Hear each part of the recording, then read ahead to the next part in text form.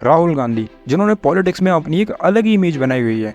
कुछ लोग उन्हें एक होनहार नेता मानते हैं तो कुछ लोगों ने उन्हें एक नासमझ नेता का दर्जा दिया हुआ है। पहले आप ये कुछ क्लिप्स देखिए।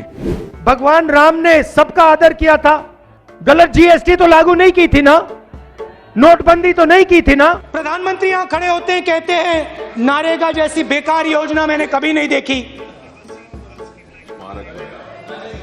नारेगा, मनरेगा,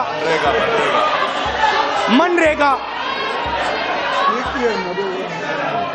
महात्मा गांधी योजना। कि हिंदुस्तान का युवा सिर्फ हिंदुस्तान को नहीं देश को बदल सकता है। सिद्धू जी के दिल में, खून में पंजाब है। अब काट के देखिए, कभी काट के देखिए, निकलेगा खून, निकलेगा पंजाब दिखाई देगा उसको। अब ऐसा नेता जो बिना सोचे समझे कुछ भी बोल देता हो, जिसकी हरकतें लोगों को हंसने पर मजबूर कर देती हैं, तो आप खुद ही सोचो कि ऐसे व्यक्ति की लोगों की नजरों में क्या ही इमेज होगी। अब क्योंकि राहुल गांधी कांग्रेस के वारिस हैं, उनके परिवार ने भारत में 54 सालों तक राज किया है, तो ये जिम्मेदारी अब उनके कंधों पर आ गई है, क्योंकि अपने परिवार की लेगेसी को भी तो मेंटेन करना है। इसीलिए राहुल गांधी को अब प्रधानमंत्री बनना है। लेकिन ये बात उन्हें भी अच्छे से पता है कि ये इतना आसान होने वाला है नहीं। इसीलिए वे अब लोगों की नज़रों में अपनी इमेज बदलने की कोशिश कर रहे हैं। आपने भी सोशल मीडिया या टीवी पर देखा होगा कि राहुल गांधी पिछले कुछ टाइम से लोगों को ऐसा दिखा रहे हैं कि वे एक होनहार नेता है, उन्हें जनता की परवाह है, वे गरीबों के मसीहा है एंड उनके अंदर देश को संभालने और उसको आगे ले जाने की काबिलियत है। इस बात से लोग राहुल गांधी से काफ़ी ज़्यादा इम्प्रेस हैं और उनको सपोर्ट भी कर रहे हैं।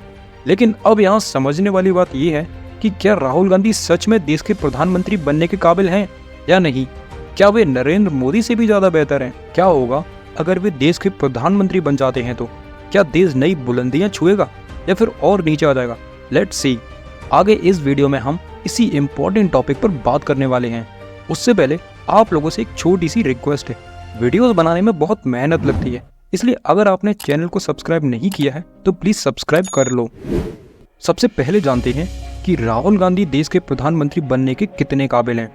राहुल गांधी ने अपने पॉलिटिकल करियर की शुरुआत 2004 में एक लोकसभा मेंबर के रूप में की थी। 2007 में उन्हें कांग्रेस पार्टी का जनरल सेक्रेटरी बनाया गया। उसके बाद 2013 में वे पार्टी के वाइस प्रेसिडेंट बने एंड फाइनली 2017 में आकर उन्हें कांग्रेस पार्टी का प्रेसिडेंट भी बना दिया गया। इसके साथ साथ वे पार्लियामेंट के मेंबर भी हैं। तो ये राहुल गांधी की अभी तक की पॉलिटिकल जर्नी है। क्या आपने इसमें एक चीज नोटिस की कि वे अपने पॉलिटिकल करियर में ना तो कभी एमएलए बने और ना ही किसी भी स्टेट के चीफ मिनिस्टर रहे। उन्होंने अब तक जो भी काम किया है वो खुद की ही पार्टी में केवल ऑफिशियल काम किया है। उन्होंने कभी भी एक लीडर की तरह देश की ग्राउंड रियलिटी को नहीं समझा कि आखिर देश चलता कैसे है। इसका मतलब राहुल गांधी के पास एक बेहतर लीडर होने का एक्सपीरियंस नहीं है, बल्कि पॉलिटिक्स का किताबी ज्ञान है। वहीं अगर हम अपने current prime minister Narendra Modi ji की बात करते हैं तो वे प्रधानमंत्री बनने से पहले पॉलिटिक्स में काफ़ी कुछ हासिल कर चुके थे, जैसे कि आरएसएस में कई सालों तक काम करना, फिर बीजेपी में अलग अलग पोजीशंस पर काम करना, गुजरात में लगातार 3 बार सीएम बनना, जो कि खुद में एक बहुत बड़ी बात है। उसके बाद में नरेंद्र मोदी जी पीएम बने और आज हम सब जानते ही हैं कि उनकी पॉलिटिक्स की समझ और एक्सपीरियंस ने भारत को कहां से कहां पहुंचा दिया। अब बिना एक्सपीरियंस के अगर राहुल गांधी देश के पीएम बन जाते हैं तो देश का क्या हाल होगा, अच्छा या बुरा? इसका जवाब मैं आप पर ही जोड़ता हूँ। दूसरी चीज है राहुल गांधी की public speaking skills. Rahul Gandhi एक शाय और एक रिजर्व पर्सन है और ये सच्चाई है। इसलिए आपने देखा होगा कि वे भाषण के दौरान हेजिटेट हो जाते हैं और बिना सोचे समझे कुछ भी बोल देते हैं। मेरे हिसाब से ये उनकी सबसे बड़ी कमजोरी है, क्योंकि अच्छी पब्लिक स्पीकिंग ही एक स्ट्रॉन्ग लीडर की पहचान होती है, जो कि राहुल गांधी के अंदर ये स्किल नहीं है। अब आते हैं मुद्दे की बात पर कि राहुल गांधी अगर भारत के प्रधानमंत्री बन जाते हैं तो इससे देश पर क्या क्या असर पड़ सकता है। राहुल गांधी बीजेपी के हर एक फैसले के खिलाफ रहते हैं। बीजेपी ने अभी तक अपनी सरकार में जितनी भी बड़ी पॉलिसीज या बिल्स को लागू किया है, कांग्रेस ने ज़्यादातर उनका विरोध किया है। फिर चाहे वो जीएसटी हो, फार्म लॉ हो, नेशनल एजुकेशन पॉलिसी हो या फिर एनआरसी हो, कांग्रेस अभी भी इनके खिलाफ है। हो सकता है कि राहुल गांधी पीएम बनने के बाद इन बिल्स और पॉलिसीज को हटा दें या फिर वो इनको चेंज भी कर सकते हैं। अगर ऐसा हुआ तो इससे देश पर एक नेगेटिव इम्पैक्ट पड़ सकता है। हम सब जानते हैं कि भारत ने पिछले कुछ सालों में दुनिया के कई देशों के साथ स्ट्रॉन्ग रिलेशंस बनाए हैं और उनके साथ कई बड़ी डील्स भी साइन की हैं, जिसकी वजह से भारत में फॉरेन इन्वेस्टमेंट बढ़ा। कई बड़ी मल्टीनेशनल कंपनीज ने आकर अपने बिजनेसेस सेटअप किए, दूसरे देशों के साथ में ट्रेड बढ़ा और भारत का ओवरऑल काफ़ी फायदा हुआ है। अब यही एक सवाल ये आता है कि अगर मोदी जी की जगह राहुल गांधी पीएम बन जाते हैं तो क्या वो दूसरे देशों के साथ ऐसे ही रिलेशंस मेंटेन कर पाएंगे? शायद नहीं, क्योंकि वे स्ट्रॉन्ग लीडर नहीं हैं और ये हम सब इंडियंस को समझना पड़ेगा। अभी भारत में इंफ्रास्ट्रक्चर काफ़ी तेजी से डेवलप हो रहा है। एमएसएमई बिजनेस सेक्टर को काफ़ी सपोर्ट किया जा रहा है। Road and overall transportation system को दिन ब दिन बेहतर किया जा रहा है और इसकी सबसे बड़ी वजह है नितिन गडकरी जी, जो कि एक बीजेपी के मिनिस्टर हैं। उन्होंने अब तक काफ़ी अच्छा काम किया है। इनके जैसे और भी कई मिनिस्टर्स हैं जो देश की ग्रोथ में अपना कंट्रीब्यूशन दे रहे हैं। लेकिन अगर राहुल गांधी पीएम बनते हैं तो क्या वो इन मिनिस्टर्स को अपने साथ रख पाएंगे?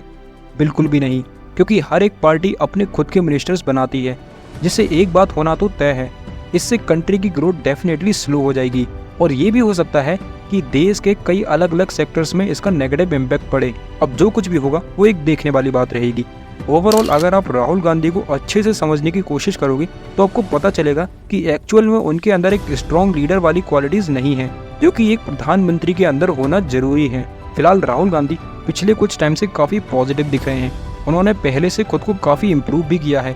राहुल गांधी अब लगातार लोगों की नज़रों में अपनी इमेज को बेहतर करने पर काम कर रहे हैं और लोगों को बता रहे हैं कि उनके अंदर भी देश को संभालने की और एक प्रधानमंत्री बनने की काबिलियत है। आप लोग कमेंट में एक बात जरूर बताओ कि अगला प्रधानमंत्री किसे बनना चाहिए?